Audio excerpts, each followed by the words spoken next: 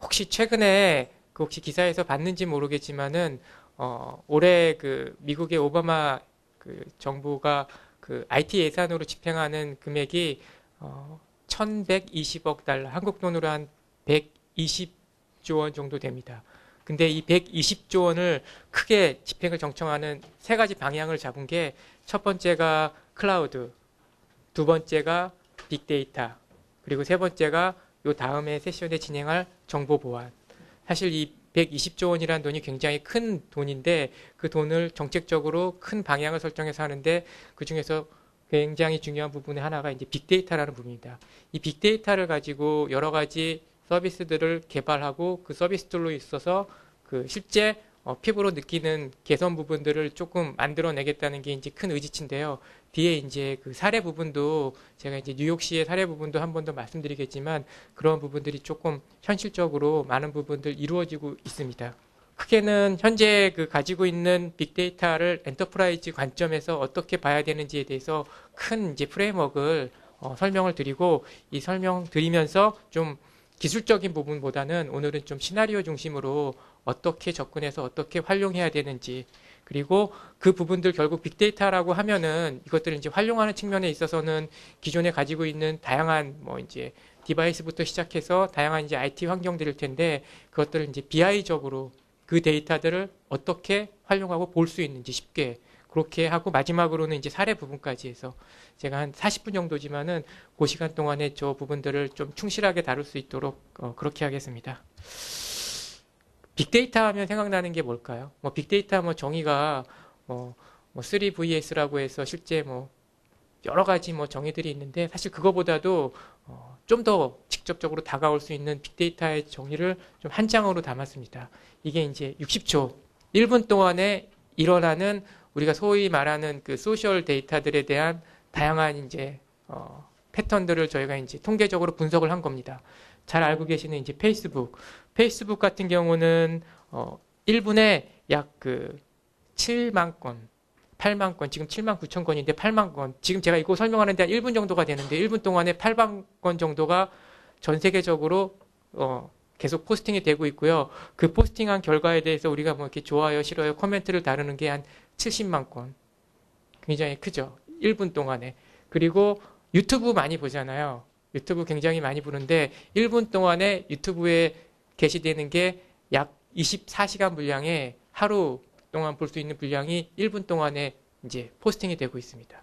그것도 굉장히 엄청나죠. 그 다음에 트위터도 많이 하잖아요. 트위터 같은 경우는 한 10,000건 정도가 트윗하고 아마 리트윗 것은 뭐 거의 뭐 사실은 예측이 안 되고요. 1분 동안에 이런 많은 데이터들이 일어나는데 사실 과거 1년, 2년 전만 해도 이러한 유형의 데이터들은 사실 우리가 예측하지 못했습니다. 그리고 이러한 유형의 데이터들이 뭐 얼마나 피부에 와닿을까 했는데 지금은 거의 뭐 일생생활이 됐다고 뭐 보셔도 되겠죠.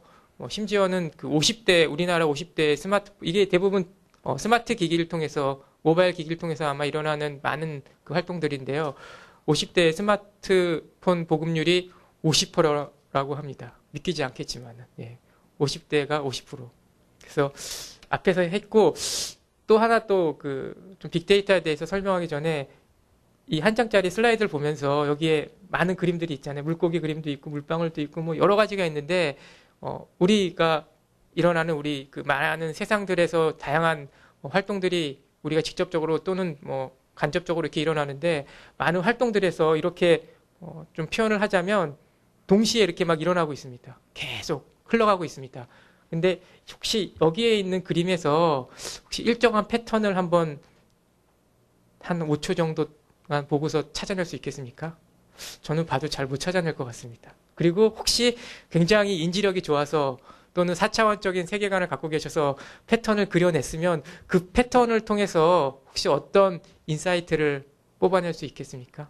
보통은 이제 비즈니스적으로는 이거는 이제 하나의 예에 불과하지만 이러한 이제 우리가 관리하지 않는 많은 형상들을 통해서 조금 더 비즈니스적인 그 포텐셜을 찾아내려고 하는 게 이제 빅데이터잖아요. 그리고 또 그러한 서비스를 발굴하려고 하는 게 뭐 공공기관에서 하는 다양한 이제 활동들이기도 하는데 저는 못 찾아냈습니다. 여기에 이제 정답이 있는 게 아니고요. 그래서 이러한 이제 빅데이터가 앞에 1초 동안에 이렇게 많이 우리가 주변에서 알게 모르게 빅데이터들이 정말 지금도 떠다니고 있다. 눈덩이처럼 불어나고 있다. 그리고 그 빅데이터들 가운데에서 결국은 어떤 패턴을 찾아내서 그 패턴을 가지고 뭔가 예측할 수 있는 포텐셜을 만들어내는 게 우리의 목표다. 큰 어떻게 보면 이제 공통적인 컨센서스는 이제 이루어졌다고 저는 이제 보고 그것들을 어떻게 각각 기업들의 또는 각각 개인들이 공공기관들이 활용할 수 있는지가 지금부터 이제 시작되는 세션의 시작입니다. 좀 앞에서 거창하게 시작했는데 결국은 그 앞에서 거창하게 시작한 거에 대해서는 이제 세 가지의 영역으로 저는 좀 보고 싶습니다. 첫 번째는 비즈니스 분석 영역. 예, 이거는 뭐 굉장히 명확하겠죠. 그리고 두 번째는 비정형 데이터 영역. 이 비정형 데이터라는 거는 우리가 말하는 이제 데이터가 저장될 때 보통 아직까지도 우리는 이제 많은 부분들 데이터베이스에 소위 말하는 이제 RDBMS에 의존해서 그러한 비즈니스 로직을 담아서 그 어떤 정형화된 그 데이터들을 보기 위한 하나의 패턴화된 그런 형태로 이제 지금까지는 많이 기업체에서 관리해오고 그런 정보들이 관리하고 있는데 그렇게 관리되지 않은 비정형 데이터들. 이제 소위 말해서 앞에서 말했던 뭐 유튜브부터 시작해서 다양한 소셜 데이터들이죠. 그런 이제 비정형 데이터 영역들. 이제 빅데이터라고 하면 이제 비정형 데이터 영역들을 굉장히 이제 부각해서 얘기를 합니다. 왜냐하면 지금까지는 분석하지 못했던 이제 약간 새로운 영역이라고 이제 생각을 했어요. 그리고 뭐 정형 데이터 영역은 지금도 관리하고 있고 계속 확대되고 있는 거고요. 그래서 엔터프라이즈에서 바라보는 빅데이터의 크게 세 가지 영역은 비즈니스 분석 영역, 빅데이터 영역, 비정형 데이터 영역, 즉 빅데이터 영역, 정형 데이터 영역 세 가지로 볼 수 있습니다. 그래서 이 세 가지를 실제 기술적으로 아키텍처적으로 구현하려고 먼저 좀 이렇게 그림을 하나 그려봤습니다. 먼저 비정형 데이터 영역입니다. 아무래도 이제 비정형 데이터 영역을 얘기하다 보면은 하둡이라는 거를 빠뜨리고 갈 수가 없는데 지금 이 시간에 뭐 하둡에 대한 아키텍처나 기술을 설명하는 거는 조금 약간 너무 한쪽에 치우친 것 같아서 그냥 쉽게 그 하둡은 데이터를 분산 형태로 실제 저장하고 관리할 수 있게끔 하는 오픈 아키텍처다. 이 정도로 좀 설명을 드리겠습니다.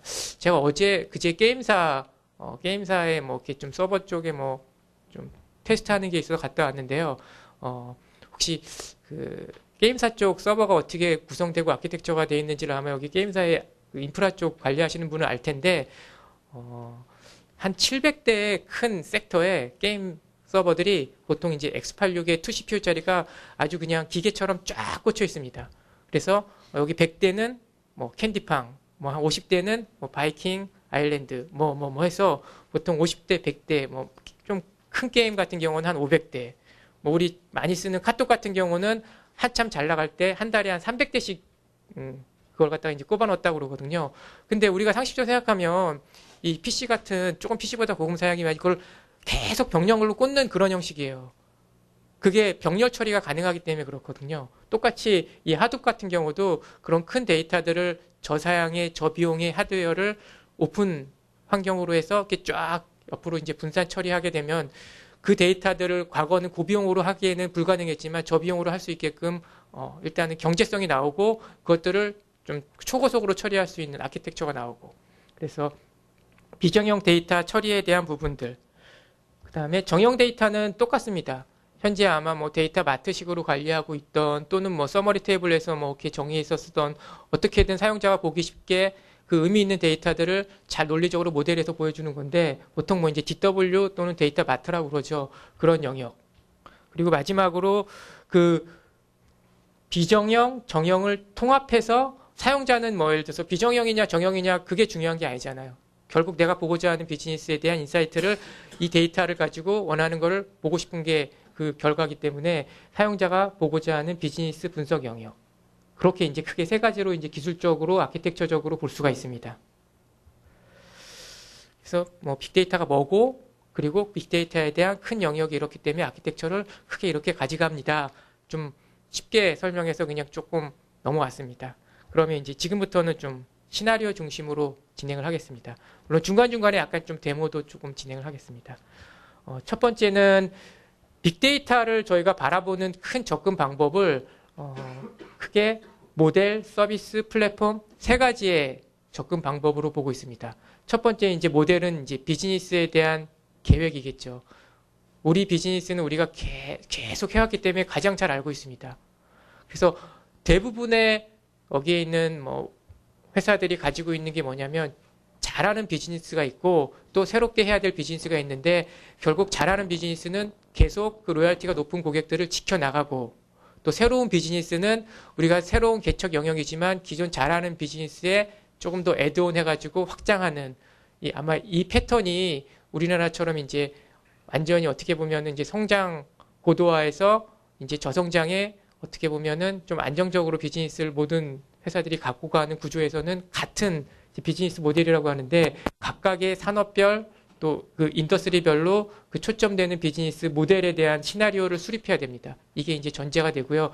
그 비즈니스 시나리오를 수립했으면 그 비즈니스를 어떻게 구현할 것인지 그 서비스를 어떻게 개발할 것인지에 대한 부분들이 정의가 되어야 될 것 같고요. 이 부분은 모델 부분은 굉장히 비즈니스 현업에 포커스되어 있다면 이 서비스 부분은 IT하고 같이 고민해야 될 부분인 것 같습니다.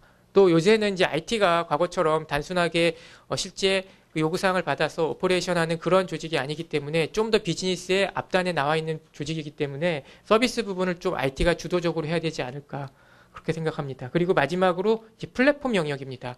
이러한 비즈니스의 이러한 서비스를 구현하기 위해서는 플랫폼 즉 기술이 필요한데 이 기술은 아무래도 직접 이 오픈 기반이기 때문에 만들 수도 있습니다.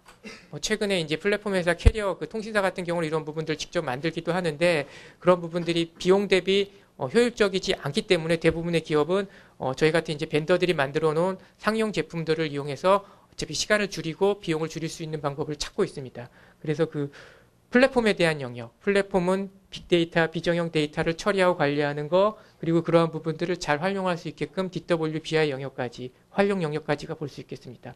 결국 이러한 큰 프레임워크 하에서 큰 어떻게 보면 이제 전략부터 실행 방법까지가 정해졌다면 이것들을 실행하기에 앞서서 좀 더 거버넌스 측면에서 어떻게 리스크 관리하고 어떻게 이것들이 잘 굴러가게끔 통제할 것인지 그래서 이게 사실 나오면은 빅데이터에 대한 부분들은 우리가 지금 당장 우리 비즈니스에 적용할 수도 있고 또는 앞으로 1년 후, 2년 후, 3년 후에 적용할 수 있지만 바뀌어가는 계속 IT 테크놀로지나 환경에 대해서 흔들리지 않고 그 근간을 골격을 만들 수가 있습니다. 뭐 쉬운 작업은 아니겠지만 이 부분들이 전제되어야 된다고 저는 이제 보고 있습니다. 그래서 그렇게 이제 큰 프레임워크를 잡았다면 이것들을 이제 어떻게 활용할 건지 이제 각 업종별로 이제 활용 시나리오를 좀 간단하게 좀 먼저 좀 정리를 했는데요. 뒤에 이제 그 사례를 보면은 좀 매핑이 되겠지만 좀 저희가 많이 주목하고 있고 많이 관심 갖고 있는 거는 사회 이제 미디어 분석입니다. 보통 이제 뭐 감성 분석이라고도 하고 뭐 소셜 미디어 이제 분석이라고도 하는데 뭐 이게 뭐 최근에는 뭐 이렇게 뭐 대선 같은 정치권에서 이런 부분 민감하게 좀 반응한 부분도 있는데 저는 이제 영화에 대한 얘기를 좀 하나 하려고 합니다. 그 미국에서 2주 전에 11월 마지막 주 박스 오피스의 1위가 그 브레이킹던 2 최종 완결편이었거든요. 근데 그 영화에 대해서 호감도 분석을 했습니다.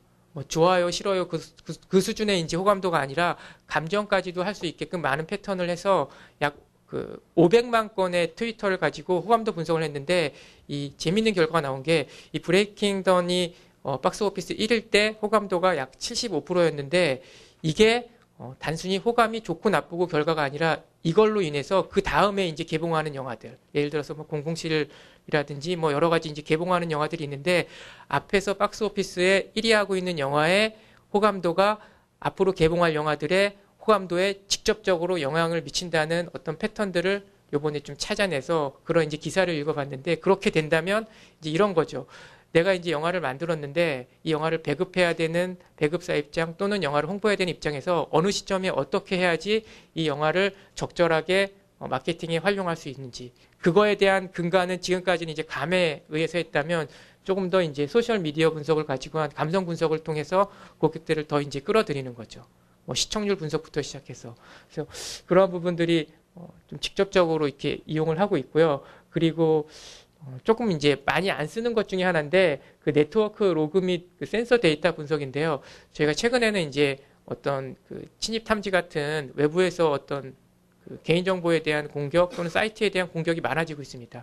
근데 그러한 공격들을 보통 공격이 있고 나서 그것들을 이제 찾아내는 그런 형태가 대부분인데, 이 네트워크에 대한 로그하고 센서를 계속 데이터들을, 이 굉장히 큰 데이터예요. 로그 데이터이기 때문에 분석을 해서 특정 패턴에 어떤 공격이 이루어지더라 찾아내서 그것들에 대해서 사전에 먼저 선조치할 수 있는, 그런 시나리오를 가지고 이제 싱가포르에 있는 기업들은 좀 이렇게 적용을 했다고 합니다. 왜냐하면 거기 워낙 글로벌에서 허브들이 많기 때문에 또 이렇게 그러한 부분들을 먼저 이제 공격하는 약간 패턴들이라서, 그래서 뭐 상향 교차 판매, 뭐 고객 이탈 방지, 뭐 클릭 스트링 분석 이런 것들은 국내에서 많이 활용을 이미 하고 있기 때문에 그런 부분들은 잘 이해를 하실 것 같아서 한 두 가지 정도 한번 재밌는 시나리오를 한번 먼저 말씀드렸습니다.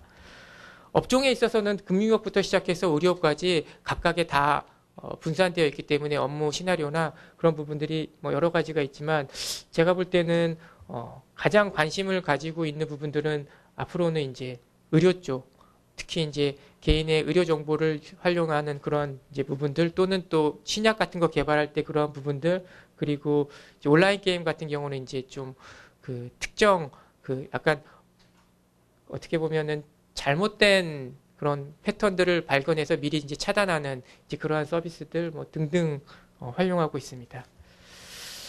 그래서 시나리오까지 좀 설명을 했고요. 사례로 가기 전에 좀 저희 그 플랫폼에 대한, 기술에 대한 얘기를 좀 드리면서 데모도 좀 같이 보도록 하겠습니다. 제가 이제 세 가지라고 했습니다. 첫 번째, 비즈니스 분석 영역, 비정형 데이터 영역, 정역 데이터 영역. 저희가 이제 세 가지인데, 이제 좀 여기는 어떻게 보면 이제 마이크로소프트 얘기를 좀 하려고 합니다. 앞에까지는 그게 이제 다른 벤더가 됐던 아니면 자체 오픈소스 기술이 됐던 얼마든지 그러한 부분 활용할 수 있는데, 여기서부터는 좀 이제 그러한 기술을 마이크로소프트는 어떤 플랫폼 기술을 이용해서 어떻게 이제 서비스를 할 수 있는지를 이제 설명을 드리려고 합니다. 먼저 이제 비즈니스 분석 영역입니다. 비즈니스 분석 영역을 그 볼 때 저희는 이제 맨 앞단에 있어서 사용자가 이 데이터를 어떻게 보는지에 대한 부분들을 정의를 하려고 합니다.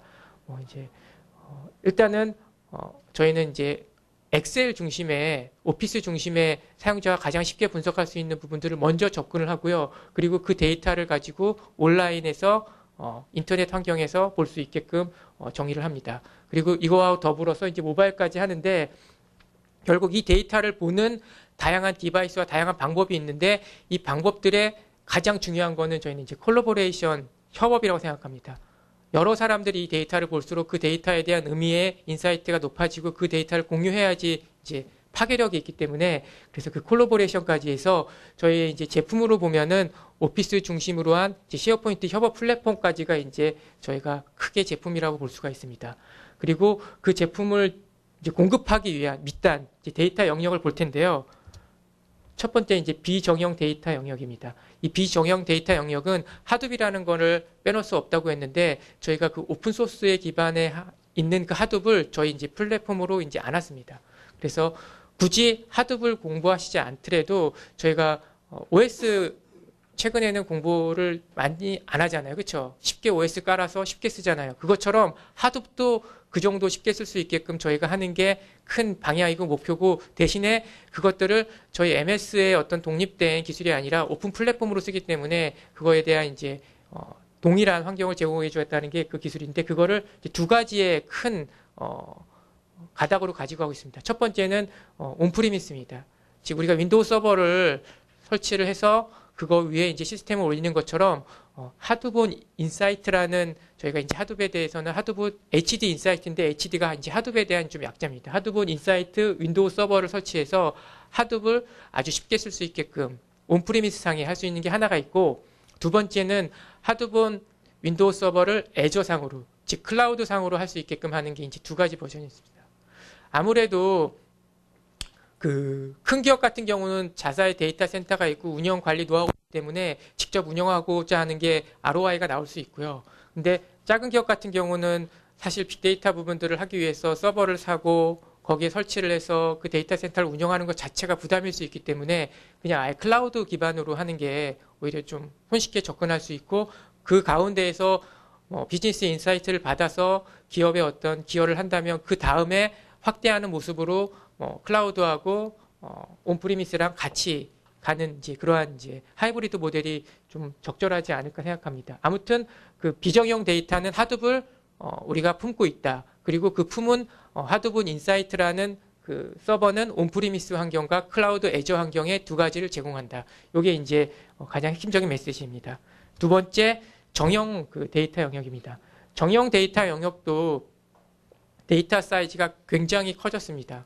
과거에 뭐 수백 기가에서 지금은 수테라 또는 이제 수십 테라까지 그렇게 이제 보통 그 사이징을 계산을 하는데요. 그래도 이제 이 비정형의 빅데이터가 왼쪽에 있는 영역으로 빠진다면 이 정형 데이터 영역은 좀 더 그 컴팩트하게 관리될 수 있는 부분들로 구성하는 게 맞다고 생각하고, 그럼에도 불구하고 이제 데이터 사이즈가 좀 클 경우에는 저희도 이제 하드웨어하고 소프트웨어하고 일체형인 그 패러럴 데이터 웨어하우즈라는 어플라이언스 고성능 처리를 할 수 있는 그 어플라이언스 제품이 있고요. 그 어플라이언스 제품에 준하는 이제 패스트트랙.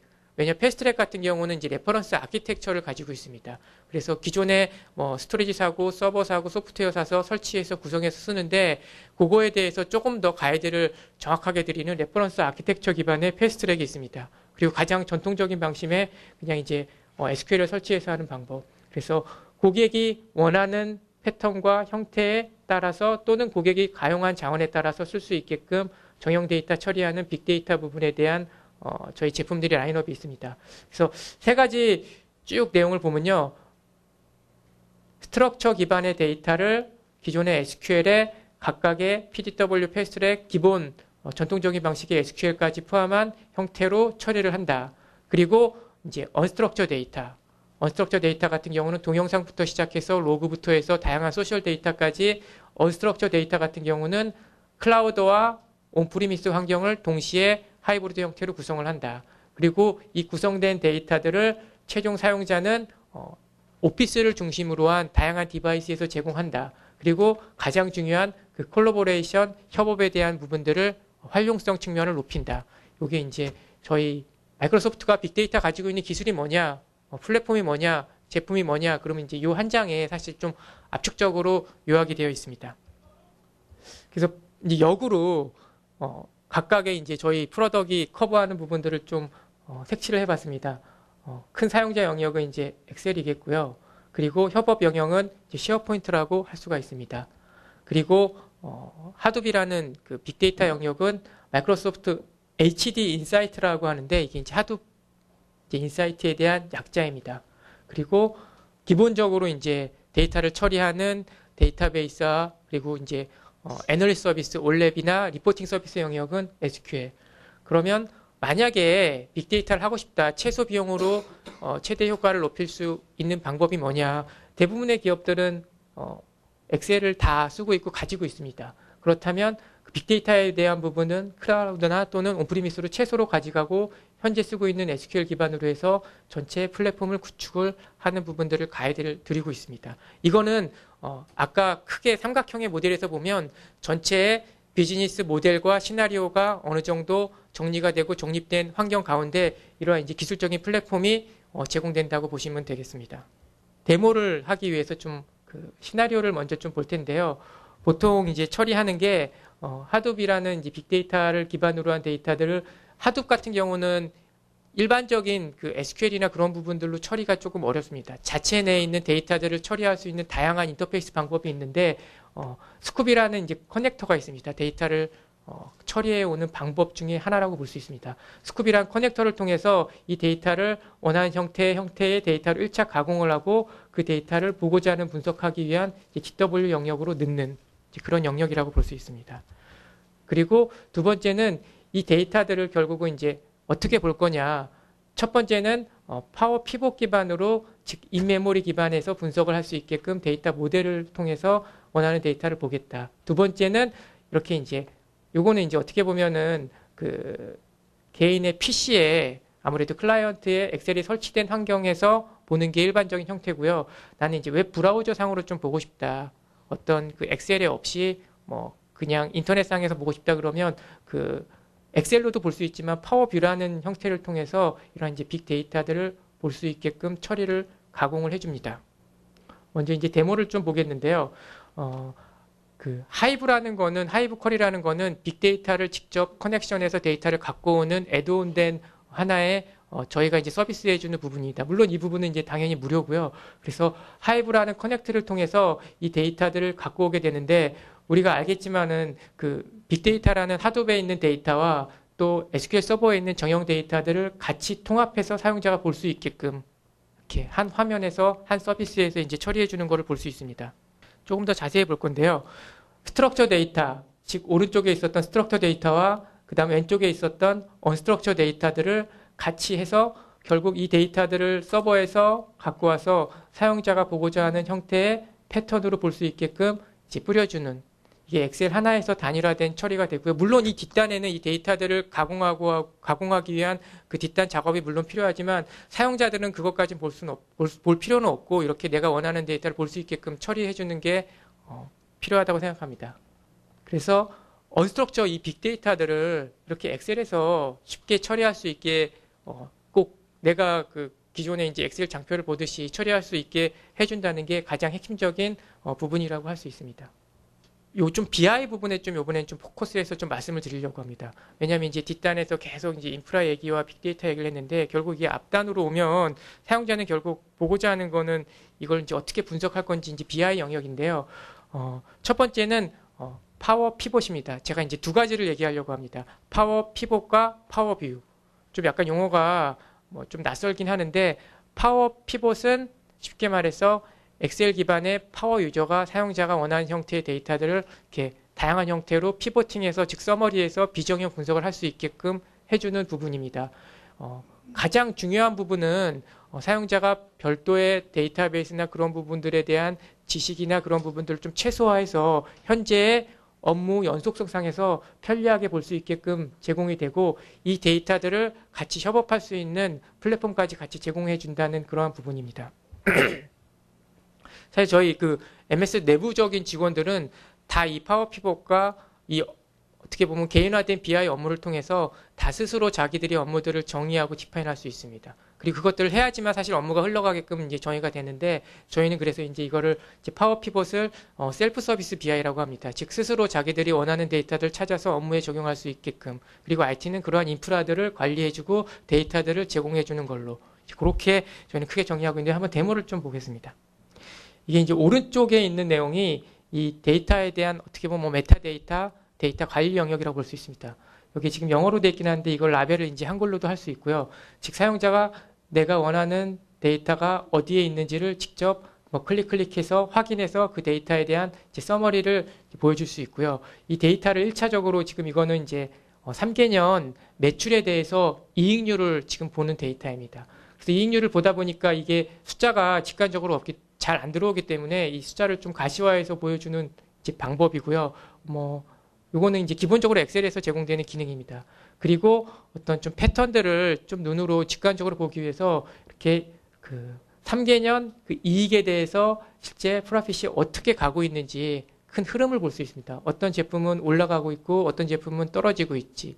이제 그 정도의 이제 큰 패턴을 볼 수 있고요. 여기에 있는 이러한 기본적으로 3개년 데이터 분석을 아마 뭐 사업 계획을 하거나 또는 뭔가 이렇게 플래닝을 할 때는 반드시 필요한데 이러한 데이터들을 굉장히 손쉽게 만들 수 있고 또는 보통은 데이터를 제공받아서 이 데이터를 또 엑셀 통해서 특정 부서에 있는 사람들이 굉장히 파워 유저들이 엑셀 계속 뚝딱뚝딱 하면서 보통 이런 것들을 이제 만들어 가는데 그러한 부분들에 있어서 두 번, 세 번 할 필요 없이 그냥 한 번에 원하는 데이터에 대한 것들을 가지고 와서 직접 이것들을 처리할 수 있는 부분들이 가장 큰 장점입니다. 그래서 어차피 엑셀로 한번 작업을 할 거를 아예 처음부터 그냥 엑셀에서 해서 끝까지 가는 겁니다.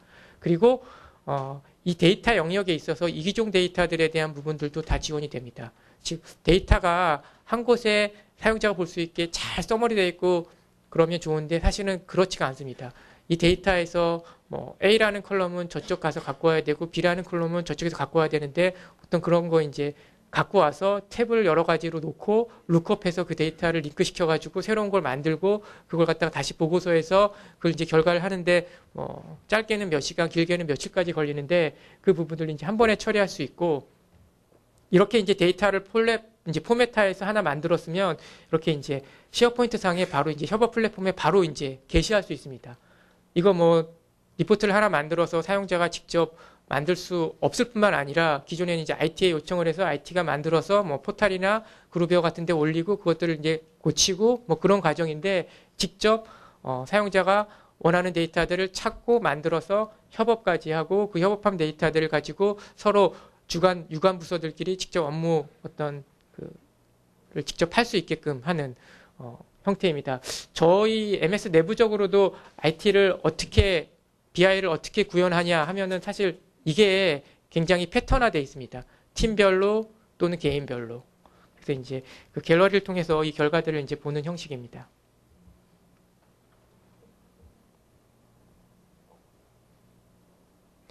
그래서 BI가 비용이 많이 들고 어렵고 그런 부분들이 과거에 조금 선입견으로 있었다면 좀 그러한 부분들을 좀 쉽게 하자는 게 이제 저희의 큰 이제 목표라고 할 수 있습니다.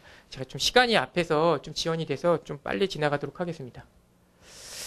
그리고 이제 파워뷰인데요. 파워뷰 같은 경우는 아직도 이제 엑셀에서 하는 게 편한 분도 있고 또는 그냥 나는 웹에서 하는 게 더 편해 하는 분들도 있는데 이 파워뷰 같은 경우는 웹 브라우저 상으로 굉장히 편리하게 할 수 있는 부분입니다. 좀 데모를 직접 보면서 바로 하겠습니다. 그래서 이 파워뷰를 가지고 실제 그 생산단에서 어떤 뭐 수율 분석한 그건데요. 아무래도 그 수율 분석 같은 경우는 좀 마이크로 데이터들도 있고 그 데이터를 어떻게 봐야 되는지 그런 부분들이 중요하기 때문에 여기서 보면 계획 대비 어떤 실적에 대한 이제 분량률이고 이 데이터들에 대해서 하나의 보고서 형태로 직접 이게 지금 웹 형태입니다. 브라우저 형태입니다. 만들어져 있고요. 이 데이터들을 가지고 실제 타임 시리즈 시간으로 해서 주 단위로 하면은 어떤 특정 제품에서 특정 구간에서 데이터의 불량률이 발생했는지를 실제 플레이를 해서 직접 볼 수가 있습니다. 그리고 그 플레이를 해서 보다 보니까 특정 영역에 어떤 문제가 생겼다. 지금 여기 보면은 이 오차 범위 내에서 벗어나는 그 영역으로 튀는 그 순간에 딱 잡으면 그때의 데이터를 드릴다운해서 그 어떤 라인에 어떤 프로덕트까지 아이템까지 쫙 펼쳐질 수 있게끔 그렇게 이제 보통 이제 구현을 많이 합니다. 사실 이거를 지금 아마 업무적으로도 적용할 수 있겠지만은 좀 더 쉽게 하는 게 아마 파워뷰가 아닐까 생각이 듭니다. 그래서 실적 및 수율 분석 보고서에 대한 부분이고요. 또 이게 굉장히 좀 편리한 부분이 뭐냐면 이게 지금 웹 브라우저 상으로 되지만 이거를 이제 파워포인트 형태로 바로 내릴 수 있습니다. 근데 보통 파워포인트는 이게 데이터가 정적이지 않습니까? 즉 이미지 형태인데 그 데이터들을 변경하려면 다시 서버에서 데이터를 받아서 다시 업데이트해서 가공해야 되는데 이거 같은 경우는 바로 파워포인트에서 실행을 하면 파워포인트 자체가 DB 커넥션을 해서 이 데이터를 바로 업데이트합니다.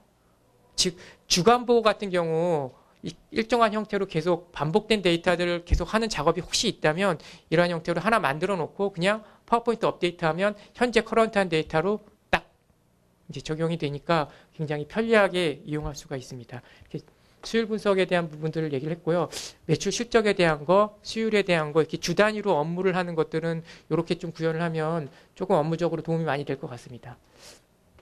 이제 마지막으로 한 5분이 남았는데요. 좀 케이스 스타디를 좀 몇 가지를 좀 보려고 합니다.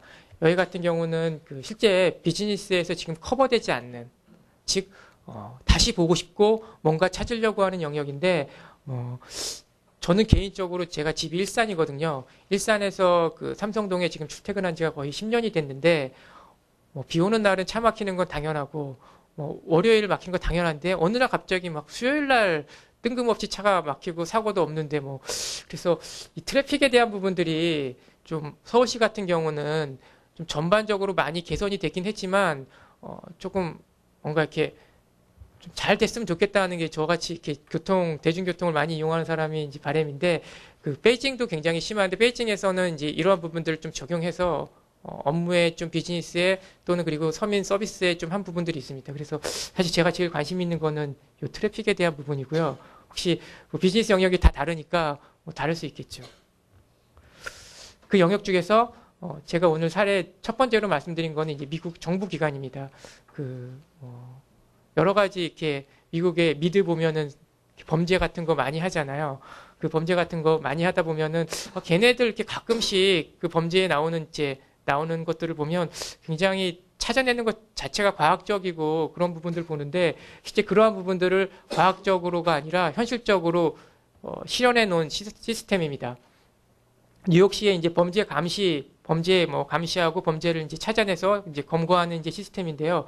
여기에는 이제 다양한 정보들이 들어갑니다. 뭐 CCTV부터 시작해가지고 트위터나 왜냐하면 이제 아무래도 제가 범죄하는 사람이라고 해도 카톡으로 할 것 같거든요. 자기 그룹끼리는 왜냐하면 굉장히 프라이빗한 것 같지만 굉장히 노출돼 있는 그리고 굉장히 좀 범용적인 문자보다는 또는 미국 같은 경우는 뭐 트위터나 뭔가 이렇게 페이스북이나 이제 그런 소셜 데이터로 해서 서로 정보를 주고 받겠죠.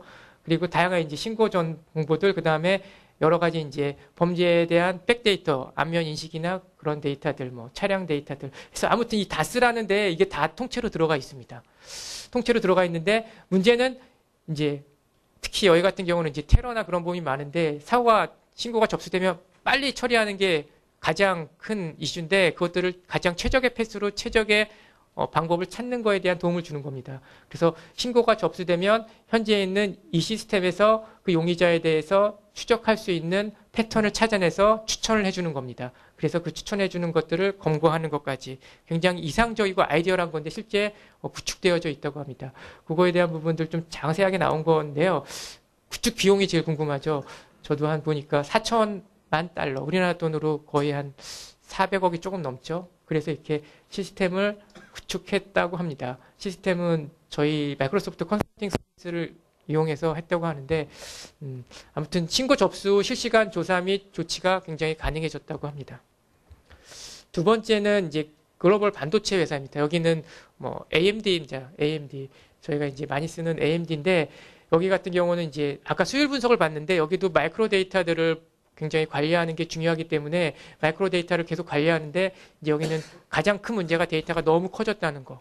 그 큰 데이터를 관리하기 위해서 비용이 많이 발생하고 비용만 많이 발생하는 게 아니라 정확하게 원하는 데이터를 원하는 형태로 필요한 사람들한테 제공하지 못하고 있다는 게 가장 큰 문제였습니다. 그 문제를 해결하기 위해서 어떻게 접근을 했냐. 첫 번째는 이제 과거에 갖고 있었던 기존 아키텍처입니다. 여러한 이제 라인들이 있는데 라인에서 데이터들을 수집해서 그 데이터들을 매일 하는 건 솔직히 불가능하기 때문에 매주도 불가능하기 2주 단위로 해서 데이터를 분석할 수 있게끔 처리했는데 여기서 보면 아시겠지만 데이터 사이즈가 굉장히 큽니다. 전체가 70테라입니다. 그 중에 데이터가 이제 30테라고 인덱스가 40테라. 왜냐하면 데이터가 너무 크기 때문에 그 원하는 데이터를 보려면 인덱스를 만들어야 되는데 보통 이러한 데이터들은 인덱스가 이제 보통 더 커지는 게 일반적입니다. 그래서 이 비용 효율적으로 이렇게 운영하는 것 자체도 사실 어렵지만 원하는 데이터를 볼 수 없다는 게 적시에 볼 수 없다는 게 큰 문제였는데 이제 여기에서 이제 나타난 게 이제 하둡입니다. 이 앞단에서 센서에 있는 비정형 다양한 이제 공장 센서 데이터를 하둡에서 일단 1차 가공을 하고 여기에서 실시간 가공된 데이터를 가지고 이 마이크로소프트가 가지고 있는 이제 PDW라는 대용량 데이터 처리하는 부분으로 구성을 했습니다.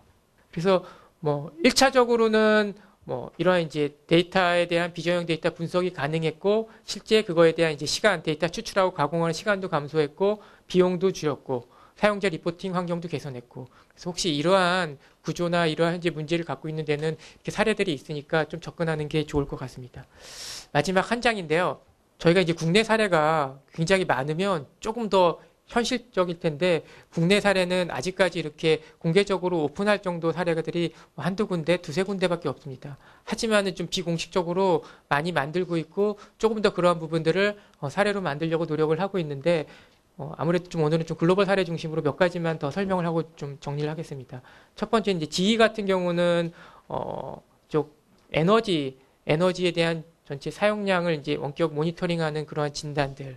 그 한전 같은 경우도 최근에 지금 그 전력 사용량 때문에 이 전력 사용량에 대해서 조금 더 모니터링 감지할 수 있는 스마트 그리드 어떤 시스템을 만들려고 지금 노력하고 있는데 그러한 부분들이 조금 더 선행되어졌다고 보면 볼 수 있습니다. 그리고 맨 마지막에 보면 페이스북도 실제 빅데이터들을 직접 가공하고 관리하고 그것들을 분석해서 서비스에 반영하기도 하고 또는 일부 마케팅적으로 서비스를 활용하고 있습니다. 그 서비스 활용할 때 아까 보셨지만 그 하이브 ODBC 드라이버하고 실제 하드본 애저들에 대한 저희 클라우드 환경으로 하는 것들에 대한 기술적인 협력을 같이 하고 있습니다.